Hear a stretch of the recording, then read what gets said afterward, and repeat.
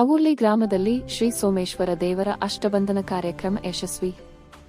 ಜೋಯಿಡಾ ತಾಲೂಕಿನ ಅವೂರ್ಲಿ ಗ್ರಾಮದಲ್ಲಿ 7 ಮಾರ್ಚ್ 2026 ರಿಂದ 9 ಮಾರ್ಚ್ 2026 ರವರೆಗೆ 3 ದಿನಗಳ ಕಾಲ ನಡೆದ ಶ್ರೀ ಸೋಮೇಶ್ವರ ದೇವರ ಅಷ್ಟಬಂಧನ ಕಾರ್ಯಕ್ರಮ ಅತ್ಯಂತ ಭಕ್ತಿಭಾವದಿಂದ ಹಾಗೂ ಯಶಸ್ವಿಯಾಗಿ ನಡೆಯಿತು.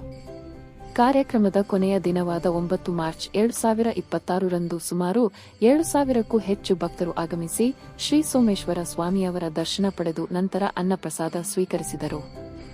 ಅದೇ ದಿನ ಸಂಜೆ 7 ಗಂಟೆಗೆ ನಡೆದ ಸವಾಲ್ ಕಾರ್ಯಕ್ರಮ ವಿಶೇಷ ಗಮನ ಸೆಳೆಯಿತು.